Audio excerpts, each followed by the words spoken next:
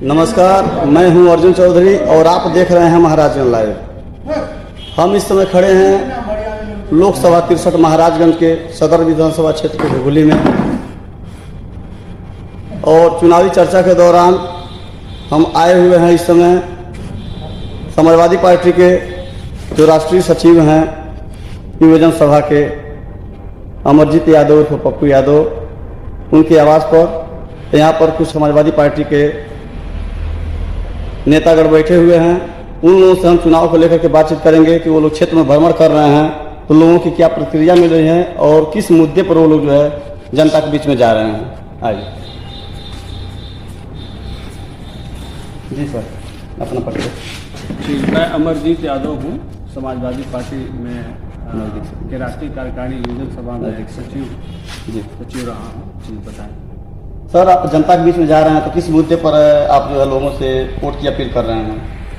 Bharatiya Janata party ने पूरे देश में जो अराजकता का माहौल बना रखा है, इससे प्रदेश ही नहीं पूरे देश की जनता बिल्कुल त्रस्त है जी। चाहे आप महंगाई उठा लीजिए या फिर गरीबों के प्रति जनता जो जिस तरह का ये सरकार जो है भारतीय जनता पार्टी की सरकार आम जनता के लिए किसी भी तरह का कोई ऐसी योजना नहीं लाई जिससे सिर्फ अमीरों को लाभान्वित करने का काम कर रही है भारतीय जनता पार्टी। जैसे किस मुद्दे को कह सकते हैं क्यों ले आया अमीरों को जो है ध्यान दे रही है, गरीबों को ध्यान नहीं दे रही है? भाई आखिर सड़कें बन रही तो सब लोग चल रहे हैं, लेकिन कौन सी सड़क आप बता दीजिए?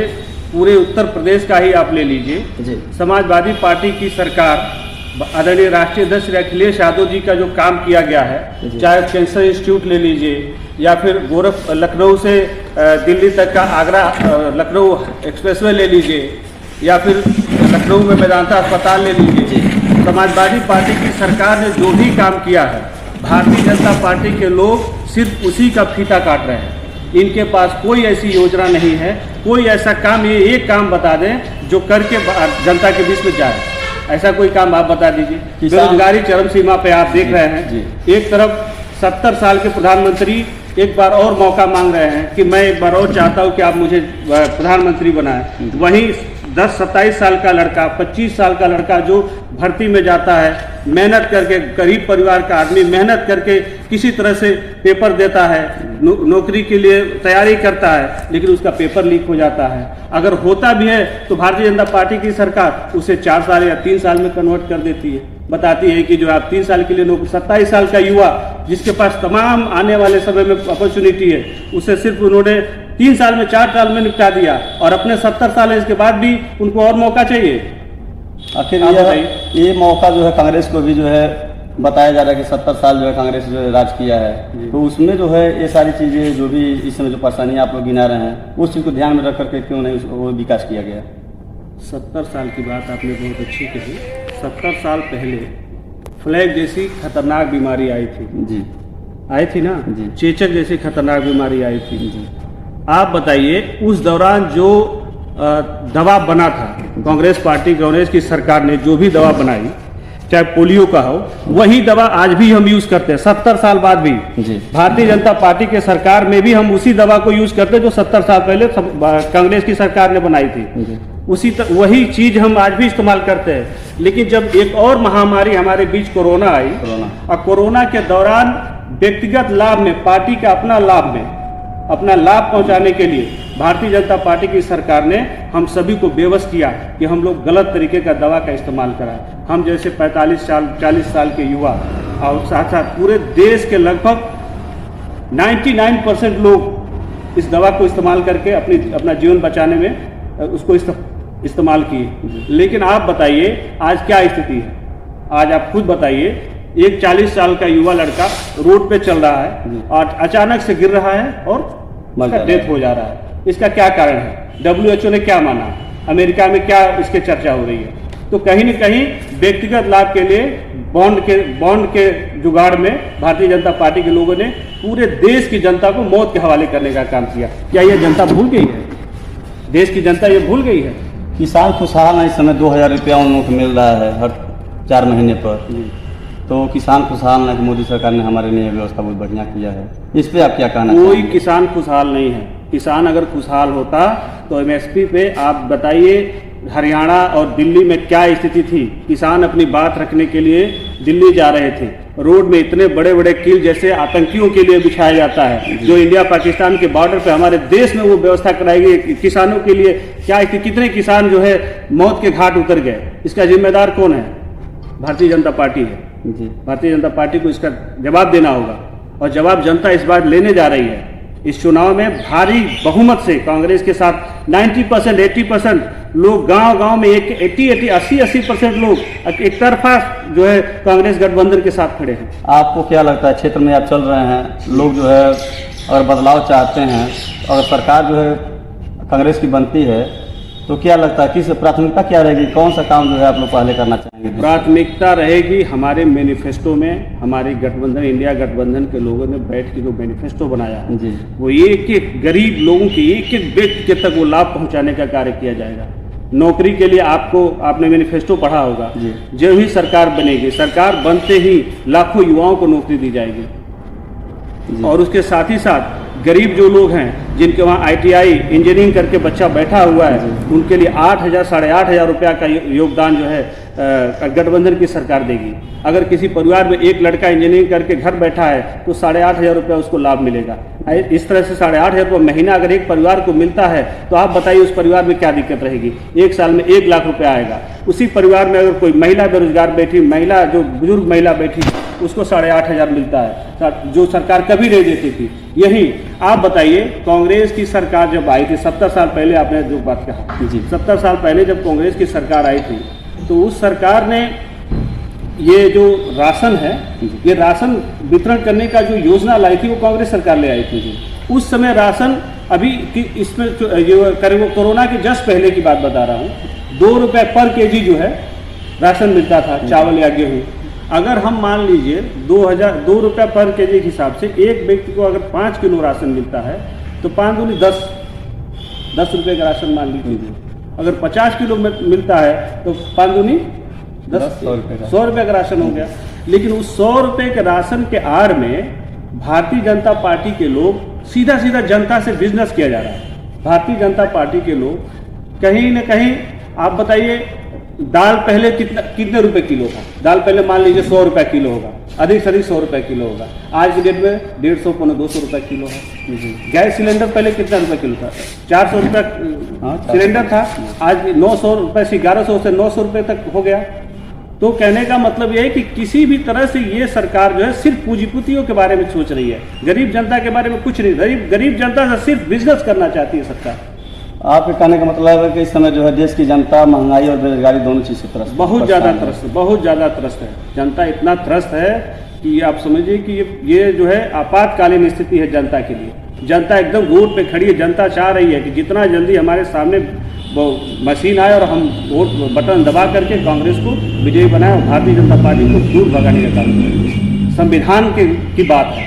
आपको क्या लगता है कि अगर इंडिया गठबंधन की सरकार बनती है तो जितने भी घोषणा पत्र में वादे किए गए हैं वह पूरे किए जाएंगे? इतिहास गवाह है कि कांग्रेस की सरकार जब भी अपना वादा पूरा किए या समाजवादी पार्टी की सरकार ने जो भी वादे अपने सरकार में किए हैं सारे वादे पूरा किए। आप बताइए, पिछली बार जब कांग्रेस की सरकार थी सारे जो है कर्ज माफ हुए थे जी। समाजवादी पार्टी की सरकार थी, हम लोगों ने वादा किया था सब कर्ज माफ किए। लैपटॉप वितरण की बात है, हमने लैपटॉप दिया। हम लोग लैपटॉप देते थे बच्चों की पढ़ाई के लिए। अभी हमने हमारे नेता ने कहा है, हमारे राष्ट्रीय जी ने कहा है कि जब भी हमारी सरकार बनेगी हम गेहूं के आटा देंगे, पौष्टिक आहार वाला आटा देंगे, पिसवा के देंगे। हम तो गेहूं देते हैं ना, ये सरकार हम पिसवा के देंगे।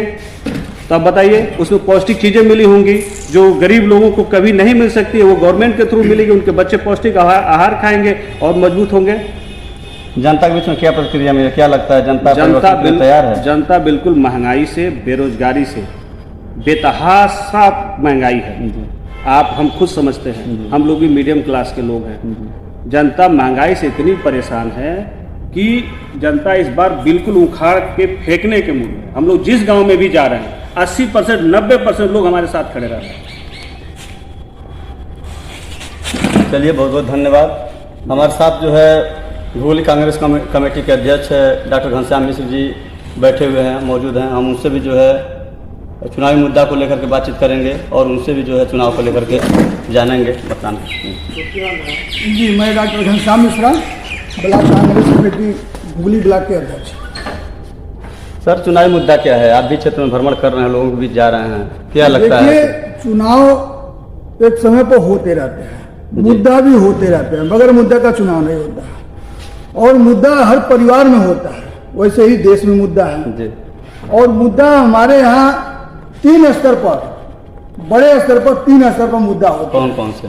जैसे एक होता है अंतर्राष्ट्रीय मुद्दा जी, जिस पर पूरे देश के लोग, चाहे वो पक्ष के हो चाहे विपक्ष के हो, पूरे देश के लोग सरकार के झंडे के नीचे एक कतार में, एक लाइन में खड़े रहते हैं, मरने और जीने के लिए।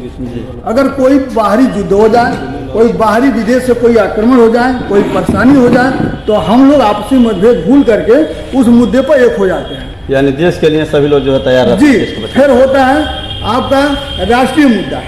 तो राष्ट्रीय मुद्दा पर वो सरकार की मुद्दा होती है, वो अपना व्यवस्था बनाती है, हमको कैसे चलाना है। जैसे अभी जो अंतर्राष्ट्रीय मुद्दा हम बताए हैं, जैसे सर हमारे प्रधानमंत्री माननीय श्रीमती इंदिरा गांधी जी जब प्रधानमंत्री थी और उस समय भारत पाकिस्तान का युद्ध हुआ, उसमें श्रीमती इंदिरा गांधी जी के द्वारा पाकिस्तान का 2 टुकड़ा किया गया और उनके 93,000 सैनिकों को सशस्त्र हमारे सैनिक जो हैं बंदी बना लिए थे।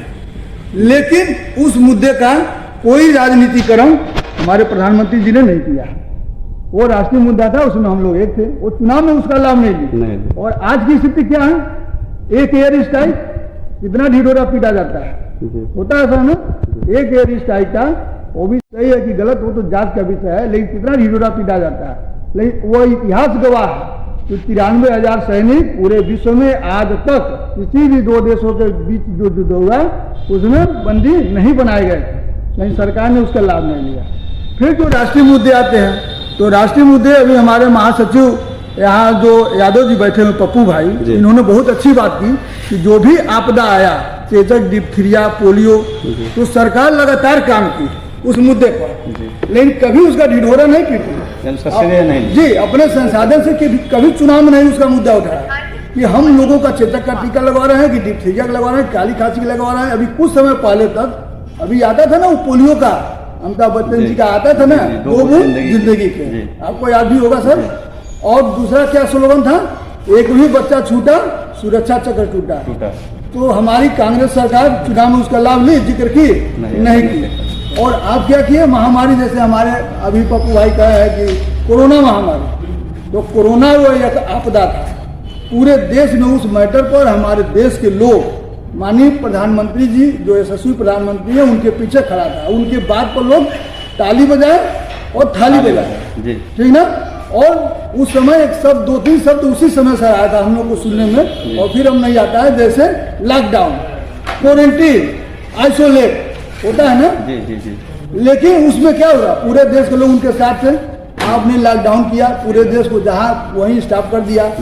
बाहरी कितने लोग रास्ते में मर गए, कितने लोग खाने बगैर मर गए, कितने लोग दवा बगैर मर गए, और आपस में ऐसा मतभेद हुआ सर कि एक दूसरे को परिवार वाले नहीं पहचानते थे, इतना एक हवा हो गया कोरोना का। और जब देश विदेश से लोग जब बाहर से आते थे, ट्रेन, बसें, हवाई जहाज सब बंद था, तो आप टीवी में देखे होंगे कि एक महिला बड़ी ब्रीफकेस लेकर जा रही है और बच्चा उसमें उस पर सुताई हुई है और आगे से खींच रही है। वो सीन जब आता है तो आंख में आंसू आ जाता है। लेकिन उस कोरोना में भी राजनीतिकरण हुआ, आप लोग आइसोलेट हो गए, क्वारंटीन हो गए, और उस कोरोना में हमारे कांग्रेस की राष्ट्रीय अध्यक्षा श्रीमती सोनिया गांधी जी ने अपने संसाधन से 1000 बस दिल्ली हरियाणा बॉर्डर पर खड़ी की थी कि पूरे देश के लोग जिसको जहां जाना है अपने घर जाएं और उसका सारा खर्चा कांग्रेस गवर्नमेंट क्लियर करेगी। लेकिन हुआ क्या सर? हुआ क्या हुआ? 3 दिन वो बस खड़ी रही और 3 दिन के बाद पूरा राजनीतिक ताना बाना बुनने के बाद उसको जवाब दिया गया कि आपके बस का फिटनेस नहीं है, आपके बस का इंश्योरेंस नहीं है, वह बस खटारा है। अब बताइए सर, मरता क्या ना करता? जो आदमी मर रहा है उसको इंश्योरेंस क्यों पड़ेगा? तो यह हुई राजनीति का इस समय चुनाव में। और सुनिए सर, और तीसरे स्तर पर लोकल स्तर पर जो मुद्दे होते हैं, तो हम लोग यहाँ हुगली नगर पंचायत में पप्पू भाई के घर पर बैठे हुए हैं। अभी हम लोग क्षेत्र से दौरा करके आए जी। हैं। कल भी हमारे माननीय विधायक जी जो गठबंधन के अलायंस प्रत्याशी है माननीय वीरेंद्र चौधरी जी, उनके साथ भी लगातार हम लोग चल रहे हैं। यहाँ जो स्थानीय मुद्दा है, जो हमारे यशस्वी सांसद पंकज चौधरी जी जो 30 साल से यहाँ कुंडली जमाए हुए हैं, यहाँ लोकल महाराजगंज में, लेकिन आज जो तरस जाता है कि बाहर से कोई आवे, कोई यात्री, और किसी चौराहे पर खड़ा होकर के टोटी का पानी से अपना पैर धो रहा है। यही विकास हुआ है यहाँ का। और दूसरा, हम लोग यहाँ किसान भी हैं।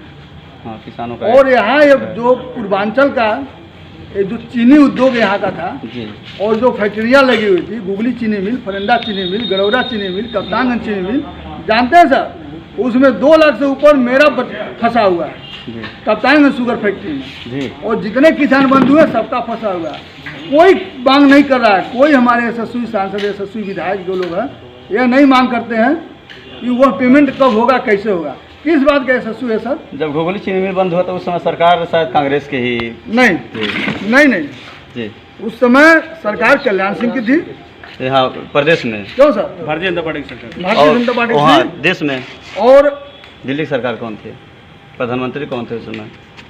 अब हमको पूरा याद नहीं आ रहा है। हमको लग रहा है कांग्रेस की सरकार थी उस कांग्रेस की समय। सरकार हाँ। थी, लेकिन जी। कांग्रेस, लेकिन ये तो प्रदेश से मतलब है। जी, शुगर फैक्ट्री जब बंद शुगर फैक्ट्री जब बंद हुई तो कांग्रेस की सरकार थी केंद्र में। और यहाँ हमारे यशस्वी मुख्यमंत्री जी आए थे, कल्याण सिंह की सरकार थी। वो कहे कि मिल बंद नहीं होगा, अगर हो जाएगा तो हम फिर यहाँ मुंह दिखाने नहीं आएंगे। जी और आज ठीक है, उस समय का परिस्थिति जो भी रहा हो, जी। लेकिन इतनी वक्त डबल इंजन की सरकार है जी। और मिल क्या, वो कुछ भी चला सकते हैं, लेकिन उस पर कोई प्रयास नहीं हुआ। तो गन्ना किसान जो हम लोग का पेमेंट बाकी है वो भी नहीं हुआ, मिल चलने का नहीं है, और नगर पंचायत में कोई उद्योग नहीं है, जी। महाराजगंज में कोई उद्योग नहीं है।